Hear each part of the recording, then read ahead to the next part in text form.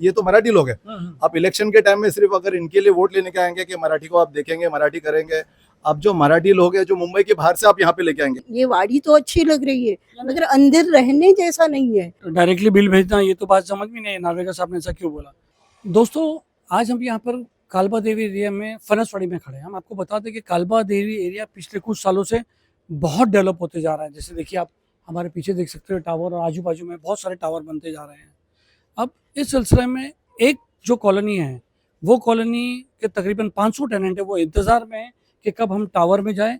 मगर पिछले 14 साल से जो लैंडलॉर्ड जो और कम बिल्डर है वो इनको सिर्फ आस की घास दे रहा है, आज बनेगा कल बनेगा। डायलेप्टेड बिल्डिंग में रहते हैं, इन लोगों को खतरा रहता है जान का, और हमेशा ये सोचते हैं कि हम एक अच्छे टावर में चले जाए जहाँ पर हमको लिफ्ट मिले, जहाँ पर पानी की फैसिलिटी रहे, जहाँ पर सेल्फ अटैच टॉयलेट मिले। बात करते हैं सर, आपका नाम? श्रेयस आचरेकर। श्रेयस भाई, पहले तो ये कॉलोनी का पूरा नाम बताइए। जगन्नाथ चाल और झाबावाड़ी। जी, कितने टेनेंट है यहाँ पर? टोटल 579 टेनेंट्स है पूरे क्लस्टर पे। जी, क्या मसला है? मसला ये है कि 14 साल पहले हमने ये रीडेवलपमेंट के लिए हमने कंसेंट्स दिए थे, लेकिन 14 साल से सिर्फ हमें एश्योरेंसेस दिए जा रहे हैं। उससे उसके ऊपर जाके इन्होंने कोई प्रोग्रेस पूरे 14 साल पहले दिया था? 14 साल क्या पहले दिए। क्या टर्म्स एंड कंडीशन थी? पहले तो हमें 33(7) में हमसे एमओयू साइन करा के दिया था, ठीक है। उसके बाद उसने कोई भी उस पर प्रोग्रेस नहीं किया। 405 स्क्वायर फीट वो टाइम पे प्रॉमिस किया था। 37 में, ठीक है। अभी उन्होंने धीरे धीरे कुछ आजू बाजू की प्रॉपर्टीज खरीद के एक क्लस्टर बनाया। वो क्लस्टर बनाने के बाद उन्होंने जो 450 स्क्वायर फीट अभी हमें इस एरिया प्रपोज किया था, लेकिन उसके बाद भी कुछ लोगों ने कंसेंट साइंस किए, हमने उसमें अपोज किया था, क्योंकि हमने पूरा जब उसका ट्रैक रिकॉर्ड निकाला तभी उसके फाइनेंशियल्स वगैरह देख के इतना बड़ा प्रोजेक्ट बनाने का उसका कोई भी फाइनेंशियल कंडीशन नहीं है। तो हमने उनसे कुछ अश्योरेंसेस मांगे थे, जैसे कि एक अश्योरेंस ऐसे था कि भाई आप एमओयू में ये कंडीशन लिख के दो कि हम साइन करने के बाद 9 मंथ्स में आप प्रोजेक्ट शुरू करोगे, लेकिन वो उसके लिए रेडी नहीं थे। तो यहाँ पे हमें शो होता है कि उनको प्रोजेक्ट बनाना नहीं है, उनको सिर्फ कंसेंट लेके खुद के पास रख के टेनेंट्स को दबा के रखना है। जी, कितने टोटल यहाँ पर टेनेंट्स हैं? Total 579 tenants. कितनों ने कंसर्ट दे दिया है और कितने नहीं दिए? ऑलमोस्ट 70% लोगों ने कंसेंट दिया है, और वो कंसेंट भी इस तरीके से दिया है कि हमारे यहाँ पे ऑलमोस्ट 12 से 15 लोगों पे एविक्शन केसेस डाले, और एक मॉडस ऑपरेंडी सेट करके रखा है कि भाई अगर आप मुझे विरोध करोगे तो मैं आपके अगेंस्ट एविक्शन सूट्स डालूंगा। मगर जब 70% अगर हो गया तो उनको तो मेजोरिटी मिल चुकी है। मेजोरिटी तो उनके पास पिछले 3 साल से है, लेकिन फिर भी प्रोजेक्ट कर नहीं पा रहे। तो जो लोग ने कंसर्न दिया, आप उनसे सवाल नहीं करते कि भाई देखो आपने कंसर्न दिया था 3 साल हो गए अभी तक चालू नहीं हुआ है? आए दिन हम सवाल पूछते हैं और आए दिन उनको यही बोला जाता है कि हम करेंगे, लेकिन उतना स्ट्रांगली वो पूछ नहीं पाते। हमने हमारे तरफ से हाई कोर्ट में एक पिटीशन भी फाइल की है जिसमें यही मैटर के लिए। क्या हुआ है? तो वो पिटीशन में फिलहाल तो हमारा मैटर पूरा रिटर्न स्टेटमेंट वगैरह लेके सारा चीज़ हमने ये किया है। अभी उसके आर्ग्यूमेंट स्टेज पे वो मैटर जा रहा है। अभी पैरेलली अभी हमारा जो डेवलपर है वो बेसिकली कौशल पुरोहित, प्रमाण इंफ्रास्ट्रक्चर।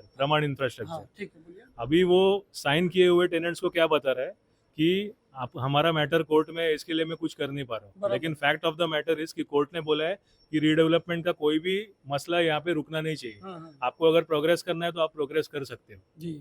तो कोई भी चीज में अटकने का कोई सवाल ही नहीं आता है। लेकिन फिर भी प्रोजेक्ट आगे नहीं जा रहा है, and that is for a simple reason कि कोई भी फाइनेंशियल सपोर्ट नहीं है। जी, तो आपको क्यों ऐसा लगता है कि वो कर नहीं पाएगा, और 70% को लगता है कि कर नहीं पाएगा, और सिर्फ 30 लोगों को लगता है कि 30 लोगों को लगता है कि नहीं कर पाएगा? अभी वो 70% जो लोग हैं उन्होंने डॉक्यूमेंट तो साइन किया है, लेकिन ये मेरे ही भाई है जो मुझे रोज मिलते हैं और रोज मुझे ही पूछते हैं कि भाई हमारा बिल्डर कुछ कर नहीं रहा है, कुछ तो कर। इनका मसला ऐसे है कि यार खुल के आगे बात नहीं कर सकते जितना स्ट्रांगली। क्या रीजन है? एविक्शन सूट्स हर किसी को एविक्शन सूट आया?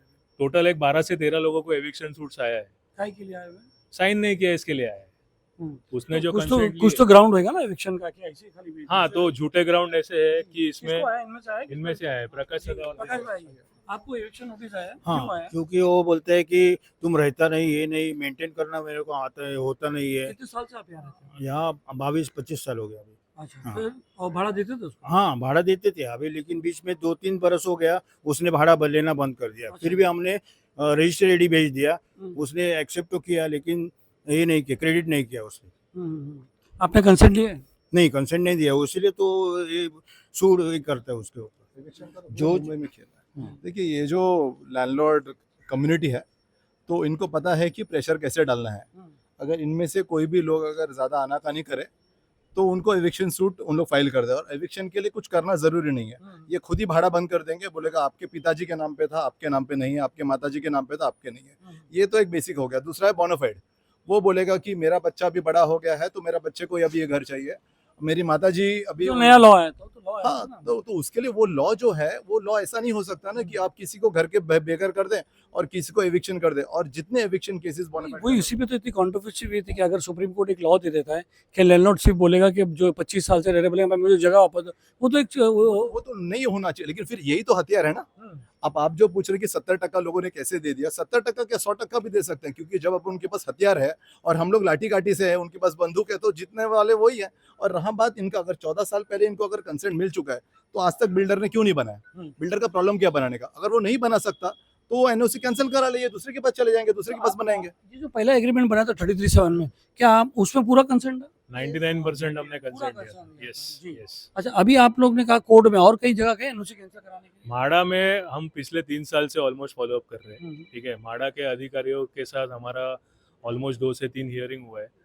विधानसभा अध्यक्ष जो है राहुल जी नार्वेकर, जी। ठीक है, विधान भवन में उनके दालना में कम से कम 2 से 3 मीटिंग्स हुए। ठीक है। वो हर मीटिंग में उनको बोला गया है कि आप इसकी एनओसी कैंसिल करो, लेकिन वो कोई भी एक्शन लेते नहीं है। नार्वेकर जी ने खुद बोला हुआ है कि इनका जो रिपेयरिंग है आप रिपेयरिंग करवा के लो, माड़ा को बोला है, और उसका बिल जो है वो आप डायरेक्टली लैंडलॉर्ड को भेज दो। जी। ये सब बोलने के बावजूद भी पिछले 3 साल से कोई भी एक्शन उस पर लिया नहीं है। बट डायरेक्टली बिल भेजना ये तो बात समझ में नहीं है, नार्वेकर साहब ने ऐसा क्यों बोला?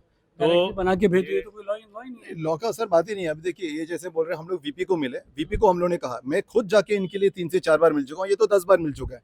अब मुझे ये नहीं समझ में आ रहा कि महाड़ा जब वो बना नहीं रहा है तो उसकी एनओसी कैंसिल क्यों नहीं कर रही है। ऐसे तो अगर कोई बनाता नहीं है तो आप साल 2 साल में तो एनओसी कैंसिल करना चाहिए। जो 14 साल जो महाड़ा एनओसी कैंसिल नहीं कर रही है तो महाड़ा का क्या फायदा है इसमें? वीपी खुद कैंसिल क्यों नहीं कर रहा है, ये मैं पूछना चाहता हूँ। और ये मैं आपके माध्यम से पूछना चाहता हूँ कि ये लोग बाय डिफॉल्ट कैंसिल हो जाए। बाय डिफॉल्ट कैंसिल होना चाहिए बाय रूल।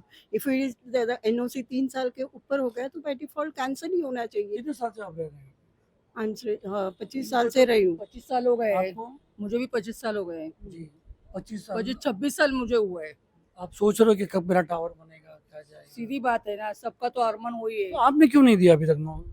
क्यों? पेंशन क्यों नहीं दिया? एक्शन क्या देने का? अभी वो 14 साल से तो हम लोग ने भरोसा करके उसको साइन दिया ना, 14 साल में नहीं किया तो अभी तो उसको करने का उसका ये रहेगा तो भरोसा नहीं आ रहा है। हाँ, भरोसा आता नहीं ना, करेगा ही नहीं वो पूरा जेब खाली है उसका, तो हम लोग को क्या दान करेगा? खुद का पेट भरेगा तभी तो हम लोग को 2 निवाला खिलाएगा ना, तो खुद ही नहीं खा रहा है तो हमको क्या खिलाएगा? तो जेब हमारा खाली चूल्हा है फूकने के या लिए तो हमको भरा ही है देखना पड़ता है ना। तो इसके लिए अभी वो हमको चाहिए ही नहीं, तो इसके लिए माड़ा ने उनको एनओसी पूरा कैंसिल कर देंगे तो हम लोग दूसरा बिल्डर देख लेंगे। हम क्या क्या कर रहे थे, उसके पास पैसा है क्या नहीं, that is not a problem. अरे वो प्रॉपर प्लान नहीं दे रहा है, बिल्डिंग कहाँ बनेगा, कैसे बनेगा, क्या है, कुछ नहीं। वो बोलता है मैं आंसरेबल नहीं हूँ आपको ये सब चीज के लिए। क्योंकि उसको 70% मेजोरिटी मिल चुकी है, इसलिए उसने करना वो चाहिए। जो है वो नहीं बता रहा है। ये एक टैक्टिक्स होती है, आपको समझ में आता है।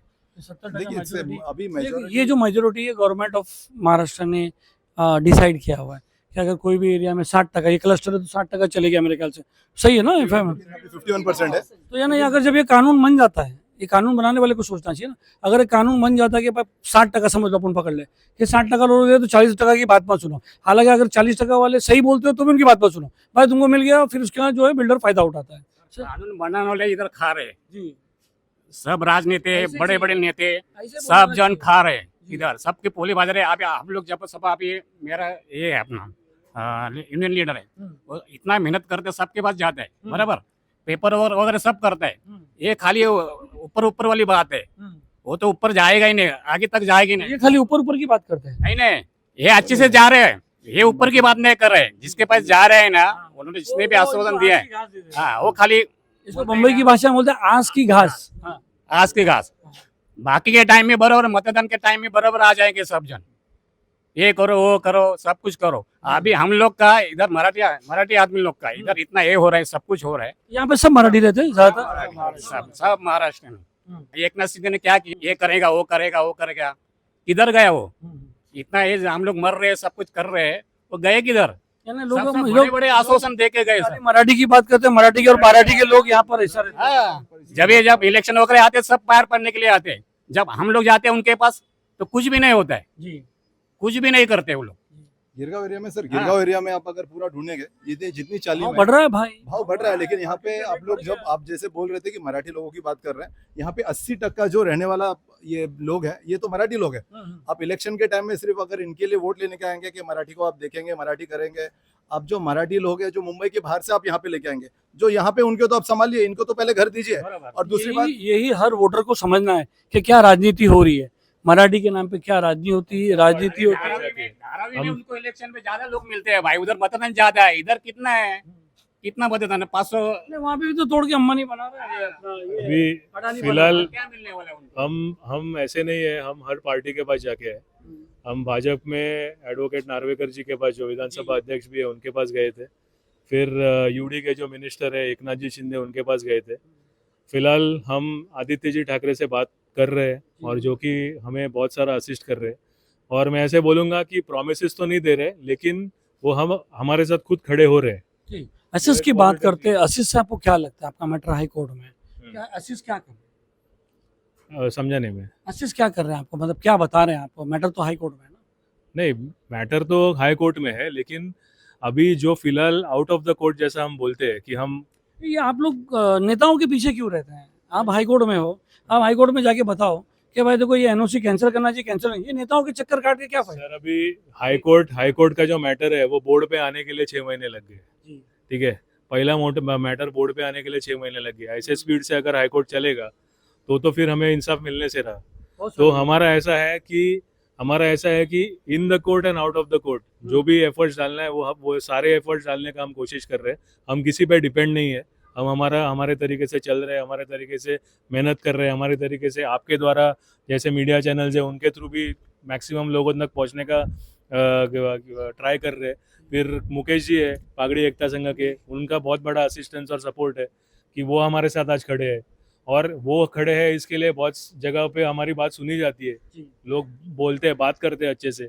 तो ये सारी चीज़ हम हर डायरेक्शन से हम एफर्ट्स डालने का कोशिश कर रहे हैं ताकि कहीं से तो रिजल्ट आए और कहीं से ये गाड़ी आगे बढ़े। जैसा आप लोग की सिचुएशन है, ये सिचुएशन में क्या होता है, यानी भाई को भाई से लड़ना पड़ता है। यानी 70% वाले लोग जो आपको 30% वाले को चिल्लम चाली करते हैं कि तुम्हारे वजह से बिल्डिंग नहीं बनी, और 30% वाले बोलते हैं कि तुम लोग देखो ये बिल्डर बराबर नहीं, आगे नहीं बनाएगा। यही चलते रहता है ज्यादातर। और इसमें बीच का रास्ता जो है, ये साइन दिया है ना, अगर जाके वो लोग भी बिल्डर से बात करके आगे पर कदम बढ़ाएंगे और वो पूरा टावर खड़ा होएगा तो भी हमको कुछ प्रॉब्लम नहीं, क्योंकि खाली ये बनना मांगता है, यही अरमान हम लोग। अभी तो यहाँ पर अपन एक चिपक गए, मतलब एक जगह स्टक हो गए। तो अभी इसका लॉक कैसे खोला जाए, मतलब कैसे करेंगे? क्या बिल्डर लॉक कैसे खोले? मतलब ये जो यहाँ पर बंदी हो गई है अभी, एनओसी उनका कैंसिल हो गया, इनको मिल जाएगा तरीका कि 70% तो राजी नहीं है ना भाई। ये 70% राजी नहीं है, लेकिन जो इतने साल से वो काम नहीं किया, 70% राजी होके भी काम क्यों नहीं हुआ? 70% आपके पास था, आपके पास तो सब कंसेंट आ गया था, तो आपने क्यों नहीं बनाया? अच्छा, हाईकोर्ट में हियरिंग हुई? हियरिंग ये आपके एडवोकेट कौन है? हमारे एडवोकेट है एडवोकेट राममूर्ति जी। फर्स्ट हियरिंग में क्या हुआ था? सो फर्स्ट हियरिंग में बेसिकली ऐसे हुआ था कि हमने जो हमारे रिट पिटिशन में सारा चीज़ें डाली थी उसके ऊपर उसने अपना एक रिस्पांस दिया था। ठीक है, तो रिस्पांस में उन्होंने डाला था कि मेरे से डिले क्यों हुआ, वो डिले की उन्होंने कारण डाली थी। कोर्ट ने नहीं बोला 14 साल को डिले होता है? हाँ, तो कोर्ट ने उनको भी सवाल पूछा, म्हाडा को भी सवाल पूछा, दोनों के पास कोई भी जवाब नहीं था।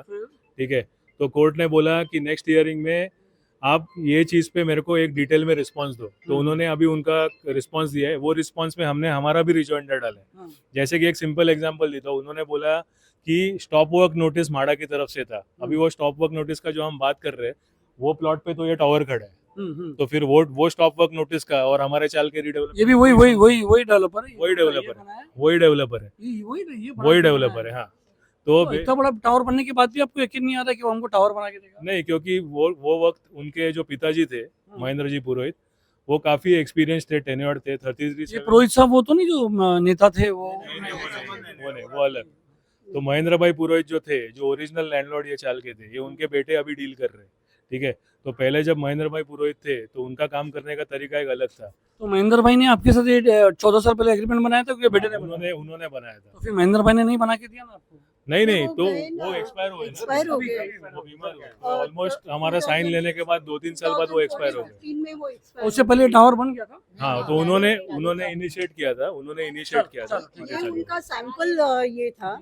हाँ ये पहला बिल्डिंग था उनका, ये प्रोजेक्ट प्रमाण सर 70% प्रमाण कंसेंसस का है, इंफ्रास्ट्रक्चर का कोई भी प्रोजेक्ट अभी तक चालू नहीं है। जी जी।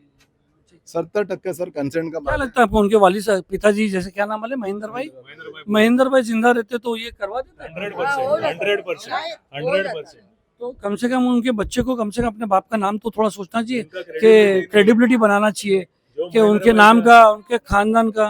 जी तीनों भाई है ना और उनके छोकरे उसका तीन नहीं है। जो भी है ना आपस फैमिली डिस्प्यूट हो गया। अच्छा तो उसमें अपन लोग लटक गए। जी जी। ताई आप कितने साल से हो यहाँ पर? 50 साल 50? अरे 50 साल झाली. तुम्ही कन्सर्न कशाला देत नाही? हा? कन्सर्न कशाला देत नाही? टावर में जाने के? हो अच्छा तो क्या हुआ, क्या प्रॉब्लेम आ रहा है यहाँ पर? त्यावर आमचा खोली संबंध करते अच्छा संबंध खोली खराब झाली आमची पडायला झाली गळतोय सगळं ये आप टावर बोलिए। मध्ये जायचं आप बोलिए।